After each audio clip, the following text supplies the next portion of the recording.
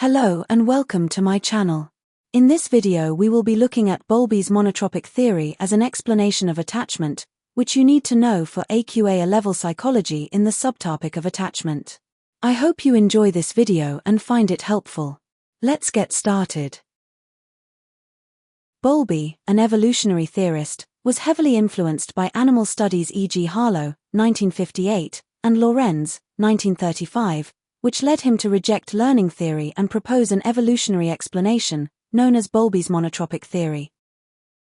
Bowlby, 1969, proposed that caregiver-infant attachments can be explained as an innate universal and biological drive, which serves an evolutionary purpose in aiding survival and reproductive value in the long term, in line with Darwin's evolutionary theory. Through natural and sexual selection, infants adapt to remain within close proximity to their caregivers, who protect them from hazards, e.g. traffic and electricity, and feed them. This increases their chances of survival and reproductivity in the future, as infants are able to explore the world and return back to their safe base, their caregiver, when they feel threatened. Bowlby's theory is described as monotropic because he placed great emphasis on an infant's attachment to one particular primary caregiver, who was most sensitive to the infant's needs, usually the mother, and he believed that that infant's attachment to this one caregiver is different, unique, special, and more important than others. Bowlby believed that the more time the infant spent with this primary attachment figure, the better. He put forward two principles to clarify this. The law of continuity states that the more constant and predictable an infant's care, the better the quality of their attachment. There was a link found between early attachment and later relationships, with poorly attached infants having more difficulty in childhood and adulthood, while securely attached infants form more stable relationships. The law of accumulated separation states that the effects of every separation from the attachment figure add up, and the safest dose is therefore a zero dose. Bowlby suggested that infants are born with a set of innate cute behaviors, e.g. smiling, cooing, gripping, sucking, clinging, that encourage attention from adults. He called these behaviors social releases because they were responsible for activating the adult's attachment system, e.g. making an adult feel love towards an infant, which elicits caregiving and facilitates an interactive and innate two-way relationship between the caregiver and the infant, e.g. reciprocity.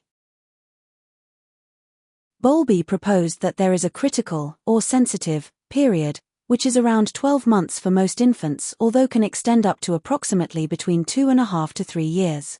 During this time period, an infant's attachment system is active, and therefore if an infant is unable to or cannot form an attachment during this time, then it is unlikely that they will ever form an attachment in their lives, with it being suggested that infants who do not form attachments will end up being socially, emotionally, intellectually, and physically stunted.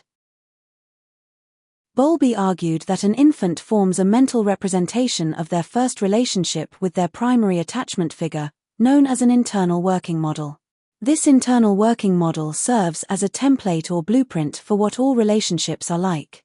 An infant, whose first experience is a loving relationship with a reliable caregiver, will tend to form a positive internal working model, with the expectation that all relationships are loving and reliable, causing them to become a consistent, sensitive, and responsive caregiver.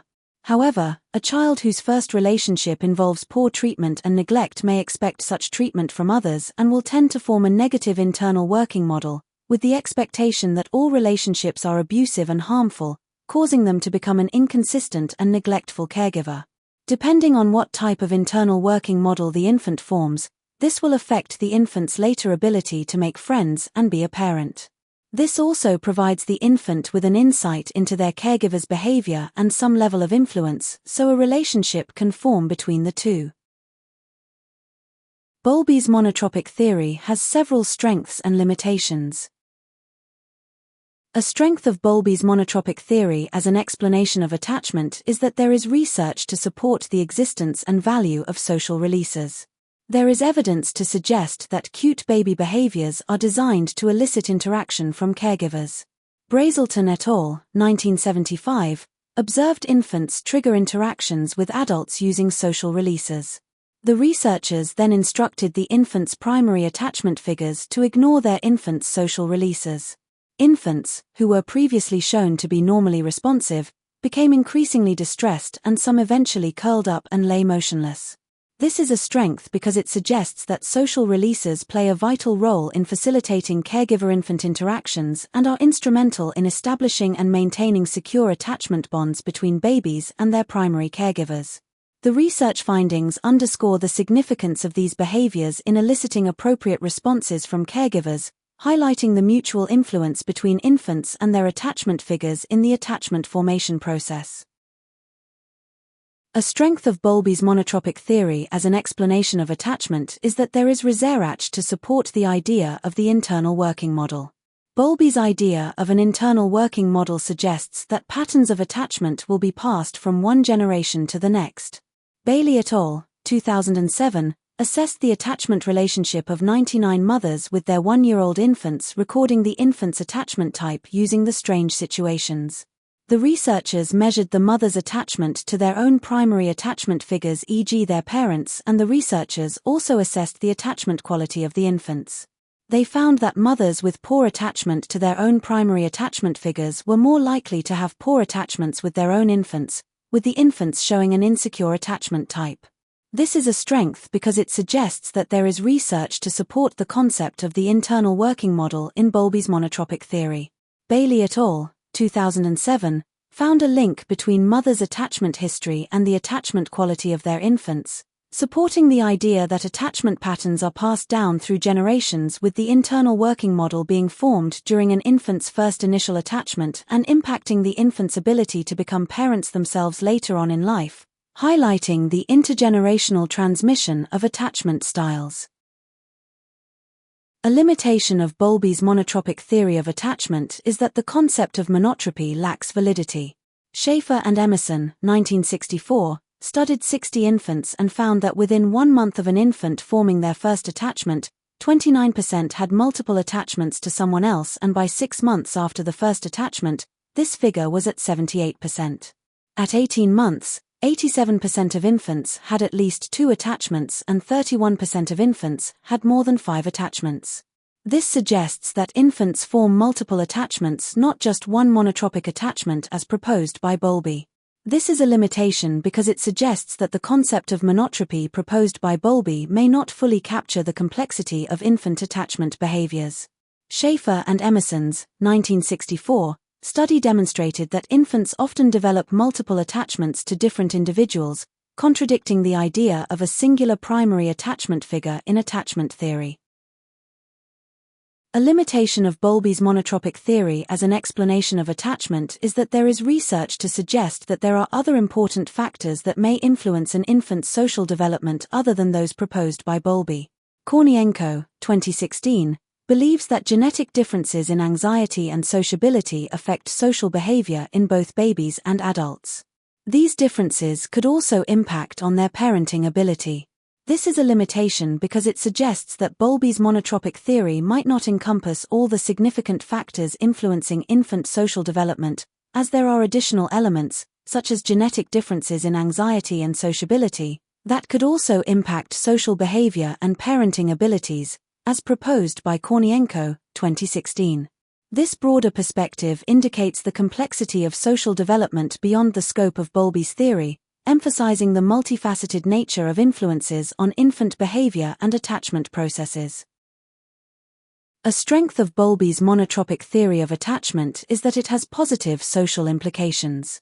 Prior to Bowlby's time, people did not think the mother's role in an infant's development was important, and, in fact, many custody disputes were settled in favor of the father because mothers were not regarded as necessary. Bowlby's theory changed this view as it emphasized the importance of early attachment relationships in shaping infants' social and emotional development. By highlighting the significance of secure attachments with primary caregivers, usually the mother, the theory underscores the foundation for healthy relationships and emotional well-being throughout one's life. This understanding can lead to interventions and policies that prioritize nurturing early relationships to promote positive social outcomes. This is a strength because it suggests that Bowlby's monotropic theory has had a profound impact on societal views regarding the importance of early attachment relationships, particularly with the mother figure. The theory's emphasis on secure attachments with primary caregivers has led to a shift in understanding, highlighting the critical role these relationships play in shaping individuals' social and emotional well-being, ultimately influencing interventions and policies aimed at promoting positive social outcomes. A strength of Bowlby's monotropic theory is that it has real-world applications. The theory has led to positive improvement in institutional care settings, where now each child has a key worker who is responsible for their emotional well-being. Where it is possible to do so, the child is matched up with foster parents, who can look after them and substitute for the care that they have lost from their parents or primary attachment figures. This prevents the destruction of attachment bonds. Also, in day care centers, key workers will build an attachment with particular infant in order to form a caregiver-infant attachment. This is a strength because it suggests that Bowlby's monotropic theory has translated into tangible improvements in real-world care settings, such as institutional care and day care centers, by implementing key workers and fostering caregiver-infant attachments. These practical applications align with the theory's emphasis on secure attachments and contribute to maintaining and nurturing healthy attachment bonds in various caregiving environments. A strength of Bowlby's monotropic theory of attachment is that it is supported by animal research. Animal research, such as Lorenz, 1935, found that there was a critical period of 2 days, although strongest within 13 hours, in which gooselings had to imprint, otherwise they would never imprint and the consequences would be irreversible. Lorenz, 1935, also found supporting evidence for the idea that attachments are formed from biological innate drives. He demonstrated how geese separated from their natural mothers before birth would imprint and form an attachment to the first moving object they saw, which in this research was Lorenz, after they hatched. This suggests that geese had a biological innate drive to find an attachment figure who could protect and look after them, in order to keep them safe, so that they could survive. Also, the fact that the gooselings only imprinted and became attached to a single moving object, suggesting that this behavior is monotropic, coinciding with Bowlby's idea that infants form a one primary attachment that is different, unique, special, and more important than others. This is a strength because it suggests that Bowlby's monotropic theory is well supported by research showing the critical nature of early attachment relationships and the biological drive to form these attachments for survival, as demonstrated in Lorenz's study with gooselings. A strength of Bowlby's monotropic theory of attachment is that it is supported by case study research. The case study of Jeannie, a young girl, who was raised in total isolation up until the age of 13 and abused by her father, adds weight to the problems that can follow without attachment aiding development. Even after rescue, her cognitive development was limited and she struggled to learn language skills beyond the very basics. Behavioral problems were also evident and she was never seen to recover. Bowlby's emphasis that early development of attachments and consequences of failure to form this for cognitive development, as well as the development of an internal working model, appears to have credibility here. This is a strength because it suggests that Bowlby's monotropic theory is validated through case study evidence, like the compelling example of Jeannie, highlighting the detrimental effects of lack of attachment on cognitive development and emotional well-being. This case reinforces Bowlby's theory regarding the critical importance of early attachments and their profound impact on an individual's cognitive and emotional growth. A limitation of Bowlby's monotropic theory of attachment is that there is case study research to contradict Bowlby's findings and conclusions. The case study on the Kolachova twins actually disproved Bowlby's theory of a time-sensitive period to form attachments and support learning explanations. The two boys were raised in isolation beyond this sensitive period and once rescued, through the efforts of their adoptive mothers, showed no signs of abnormal behavior at age 14 when re-examined. In fact, they had close attachments to their mothers and went on to live normal lives into adulthood with stable relationships. This highlights the role of nurture and how this can be a mitigating factor in later life for children that do not form attachments. This also suggests children in foster care can lead normal lives if attachments are disrupted with the right support.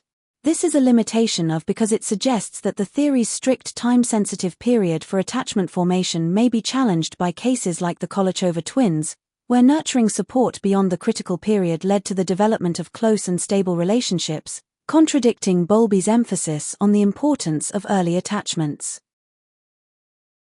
A limitation of Bowlby's monotropic theory of attachment is that it is socially sensitive. Bowlby's proposition of monotropy is socially sensitive because of the implications that it has on primary attachment figures' lifestyles. As the majority of primary attachment figures are women, it raises feminist concerns. The laws of continuity and accumulated separation suggest the primary attachment figures, the majority of which are women, who work may negatively affect their child's emotional development. Feminists like Erica Berman, 1994, pointed out that this belief sets up mothers to take the blame for anything that goes wrong for the child in the future. It also gives people an excuse to restrict mothers' activities, for example returning to work. This is a limitation because it suggests that Bowlby's monotropic theory, by emphasizing the significance of primary attachment figures, particularly mothers, can lead to social sensitivity and feminist concerns regarding the attribution of blame and restrictions on mothers' activities like returning to work based on assumptions about their influence on children's emotional development. This critique highlights the need to consider the broader societal implications and potential biases embedded in attachment theories like Bowlby's monotropic theory. Thank you for watching. If you have enjoyed this video, please like and subscribe for more content like this. Bye.